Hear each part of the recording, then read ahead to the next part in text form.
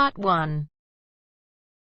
John Helston, a student from London University, wants to know some information about a 21st conference. You'll hear a conversation between John and university staff.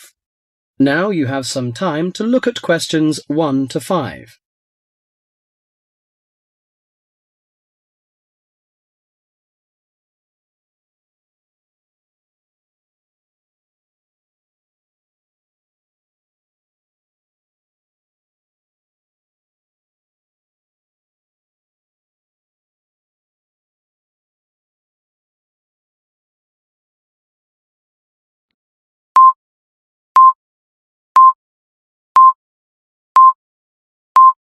Listen carefully and answer questions 1 to 5.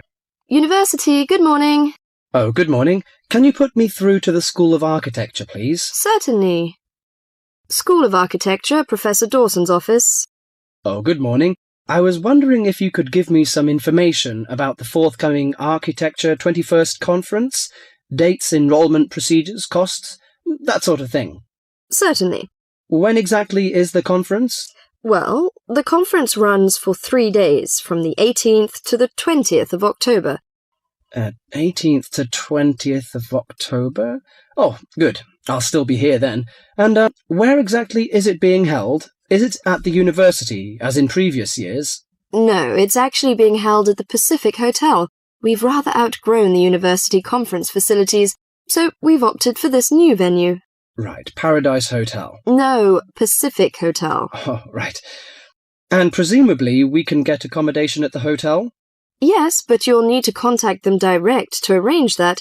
I'll give you the number for hotel reservations. Have you got a pen ready? Yeah, go ahead. It's area code 07 and then 933 2233.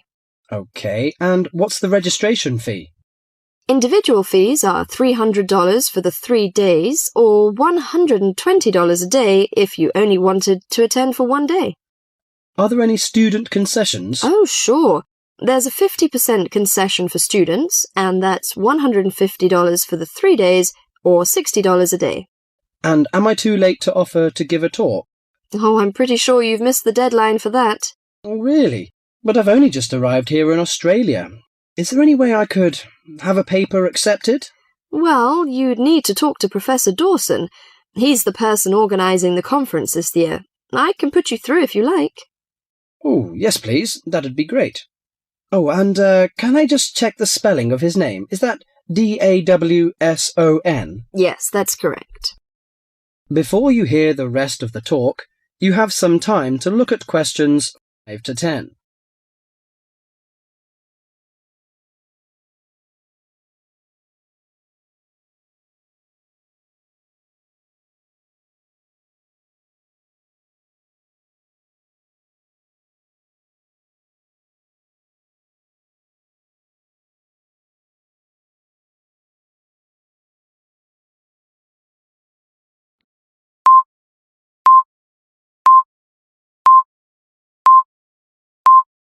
Now listen carefully and answer questions 6 to 10. Professor Dawson speaking. Oh, hello. My name is John Helston. I'm an architecture student at London University. I'm here in Australia for 3 months, looking at energy-saving house designs. Right. I'm interested in giving a talk on my research at the conference, but I believe I may have missed the deadline. Well, strictly speaking, you have.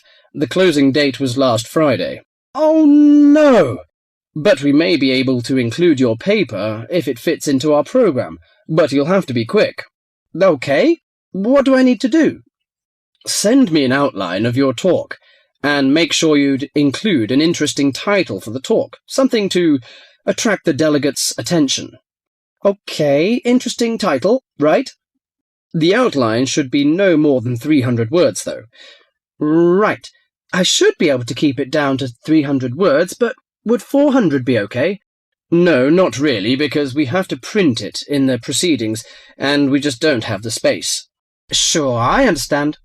And also, can you send me a short CV, the usual stuff, name, age, and qualifications, that sort of thing? Right, include a brief CV. Actually, you can email it to me. That'd be quicker. Sure, what's your email address? Well, the best thing would be to send it to the conference administrative officer. The address is admin in lowercase, in small letters. Right, so that's admin@uniconf.edu.au. Right, I'll do that straight away. Thank you very much, you've been very helpful. Okay, well, we hope to see you in October then. That is the end of part 1. You now have half a minute to check your answers.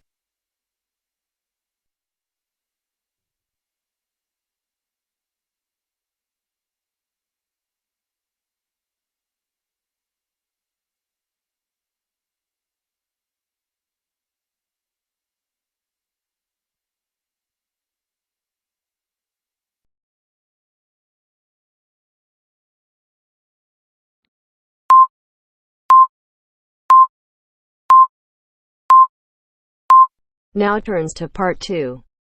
Part 2. You are going to listen to a radio program on sleep deprivation. First, you have some time to look at questions 11 to 15.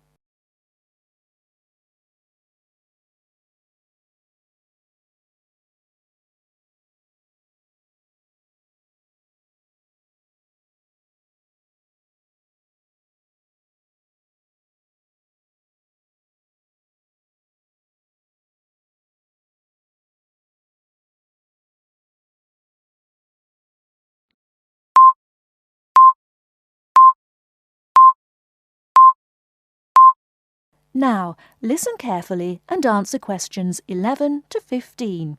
With us in the studio today are Dr. Peter Collins, a senior lecturer in the Department of Psychology at the University of Chicago, and Helen Gardner, the author of the book Deep Sleep.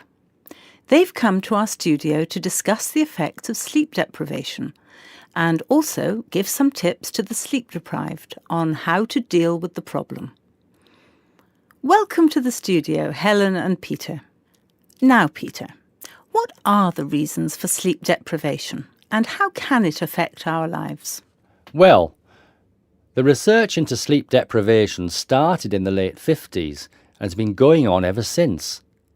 Many researchers link sleep deprivation with electricity, television and computers, which have enabled humans to work 24/7. Before electricity was invented, people's body clocks were synchronized with the sun's schedule, and the average time they spent sleeping was 8 to 9 hours a night. By 1975, that average was down to 7 hours, and today 1/3 of us sleep less than 6 hours a day. This leads to a condition called chronic sleep deprivation, which basically means going for extended periods of time with less sleep than your body needs. Chronic sleep deprivation can cause a variety of physical and psychological problems. At its most basic level, loss of sleep can make us more irritable and less efficient, and can affect long-term memory and concentration, which can result in more accidents.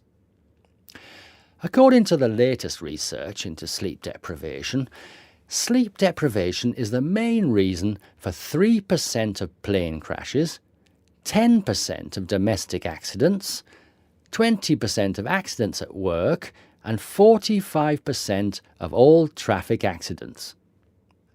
Research into the physical effects of chronic sleep deprivation suggests more serious and significant long-term complications.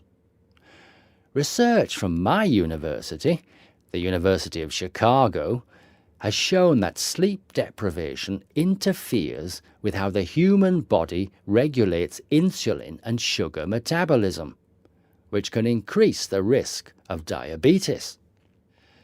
People who are sleep deprived have weakened immune systems and are more prone to viruses and other kinds of infections.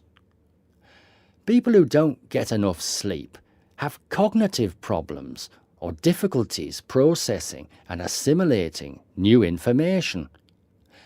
Lack of sleep affects long-term memory and slows down such abilities as judgment and reaction times. Some researchers link sleep deprivation with obesity, indicating that sleep disorders and eating disorders are often linked. Before you hear the rest of the talk, you have some time to look at questions 16 to 20.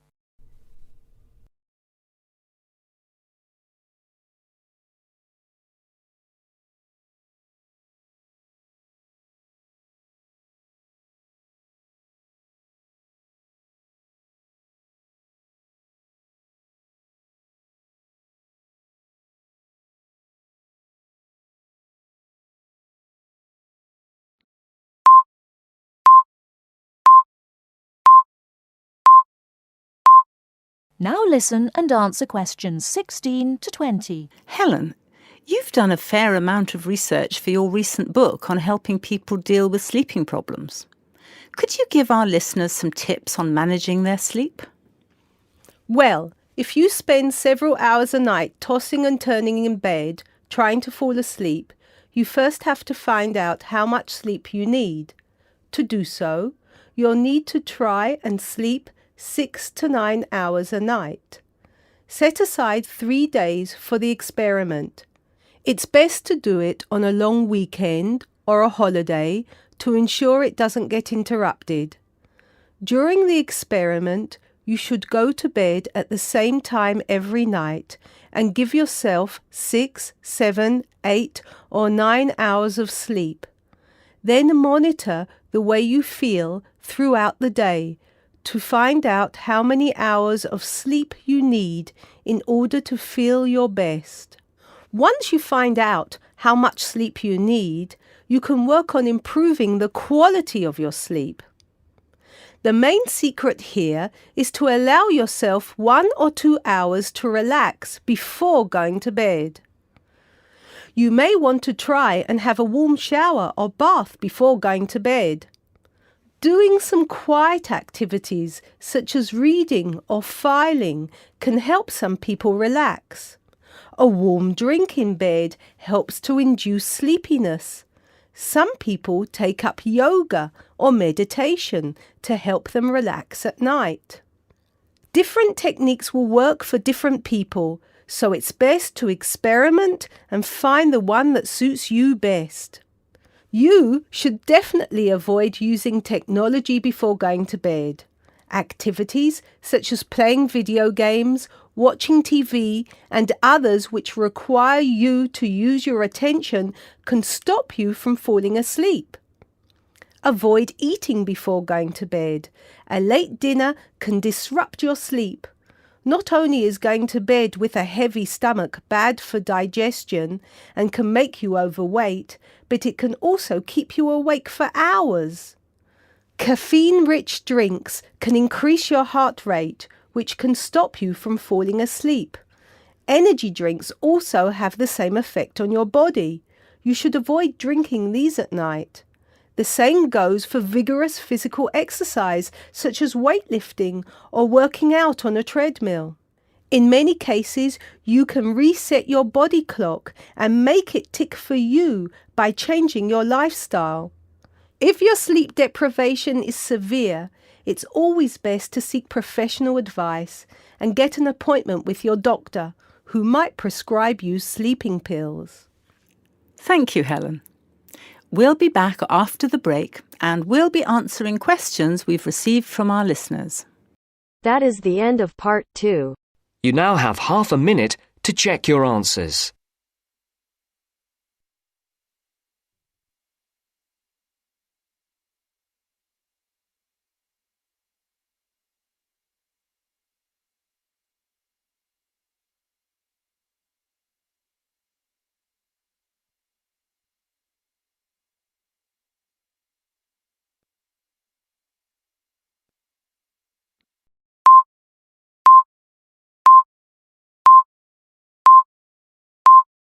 Now turns to part 3. Part 3. John has applied to train as a teacher and is being interviewed. In this stage of the interviewer will discuss John's previous studies and work experiences. First, you have some time to look at questions 21 to 25.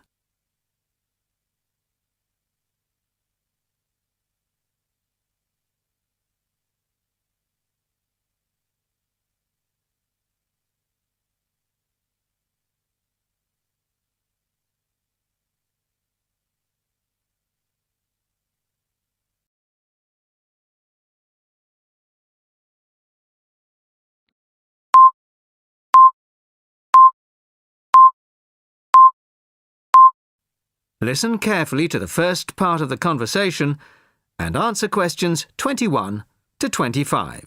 Hello, come in and take a seat. You are John Evans? Yes, I am.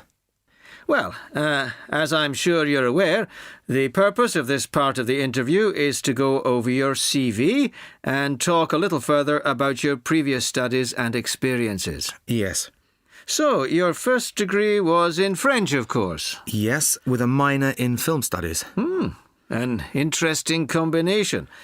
Mostly French films, presumably? Well, European cinema in general, but with a bias towards French cinema. Ah, and your degree took 4 years? Yes.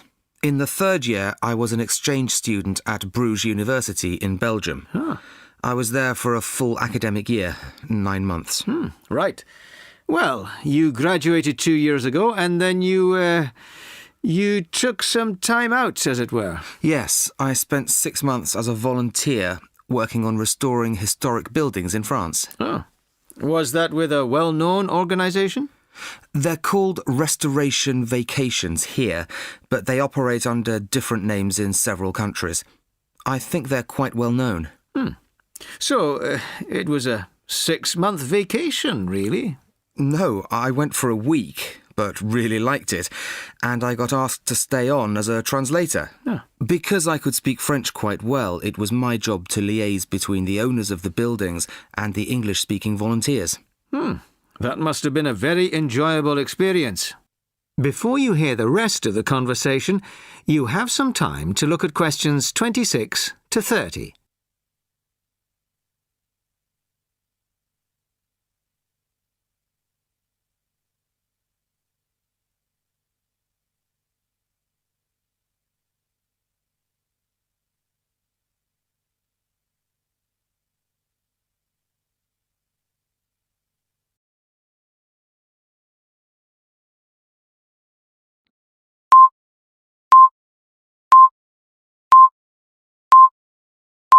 Now listen and answer questions 26 to 30. Well, it was certainly a very enjoyable experience to begin with, but after the first 3 months or so, I actually got a bit bored. I was talking about the same things every day. Bricks, cement, window frames, that kind of thing. It wasn't really stretching my French. Also, I wasn't getting paid, just free accommodation and food, plus some pocket money. I see. So then you started working for a bank in Paris, BCFC, I think. Yes. Were you doing entirely translating again? Well, translating was the major part of it, mostly from English into French this time. Official documents, letters, that kind of thing. Much more challenging. But I was also in charge of coordinating the translation work going on in the bank's offices in Switzerland, Belgium and other parts of France. What did that involve? It was simple, really. I just had to keep track of what had been translated in each office. To save wasting time having the same document translated twice in different offices. So, you stayed there for a year and a half and then you left. Why was that? Simple. To apply for this course. I see. Why give up a secure job in Paris to train as a teacher here? I've always imagined that I'd be a teacher, really. I loved being in Paris, but I wouldn't want to spend the rest of my life working for a bank. Do you think your experiences in France will help you as a teacher of French? It certainly helped my French, and my experiences certainly gave me a much better understanding of French culture. Although that may not be of enormous use when it comes to standing up in front of a class of British 13-year-olds. Perhaps not. Thank you very much. The next stage of the interview will be conducted by my colleague in room 2. That is the end of part 3.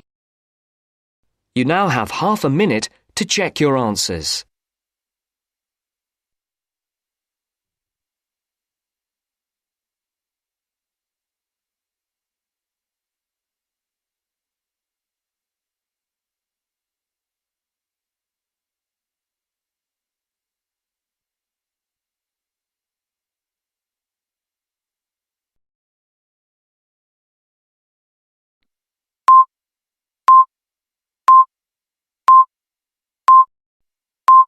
Now turns to Part 4. Part 4. First, you have some time to look at questions 31 to 40.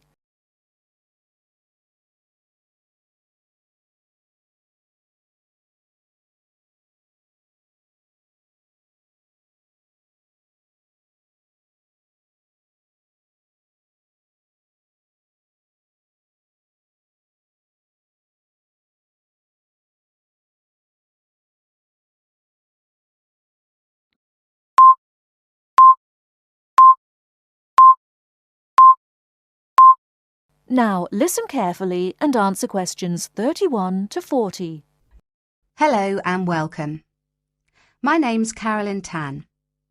Just as there are a great number of different courses and places to study here, the teaching methods used and the skills you need will vary, depending on the subject you study and the college or university you attend. All courses vary, but most include some of the teaching methods I'm going to talk about today.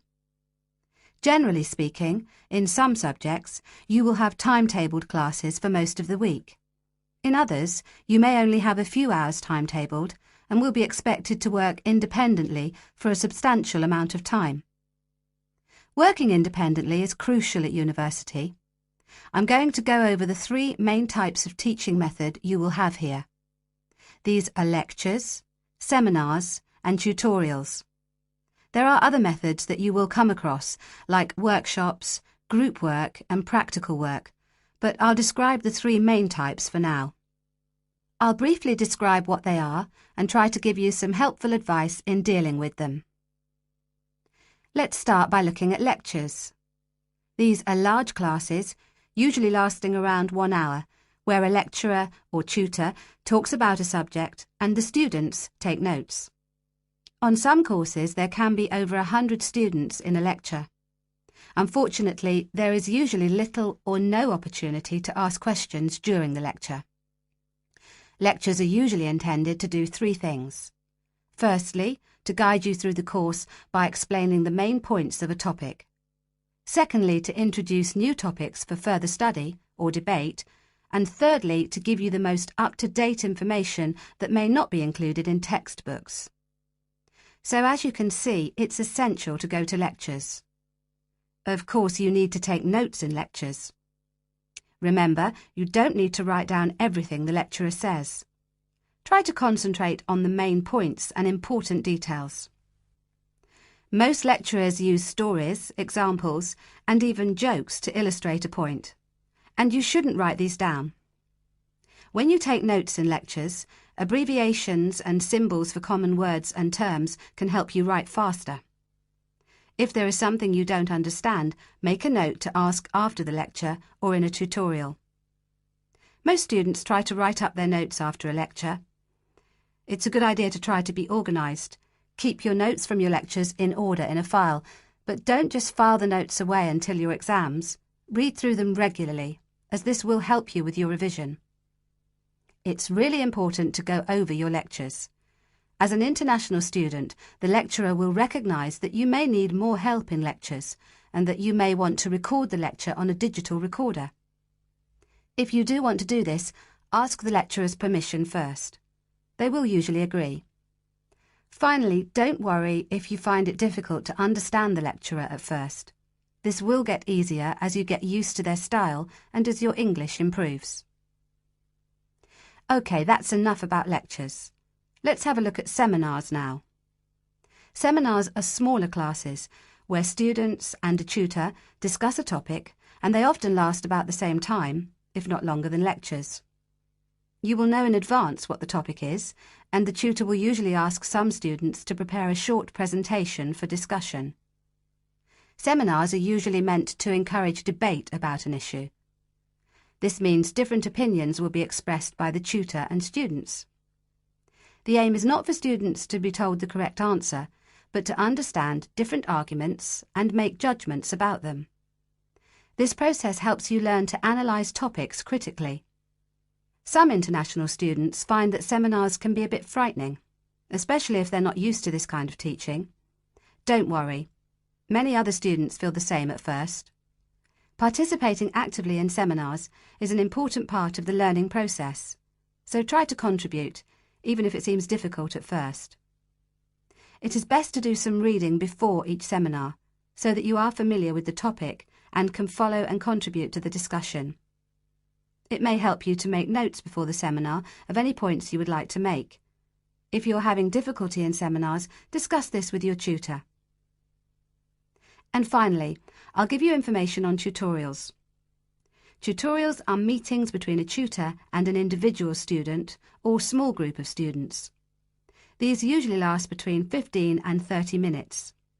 In a tutorial, the tutor will give you advice and guidance on a piece of work you are doing or a piece of work you have completed, or even a problem you may be having with a topic or with study methods.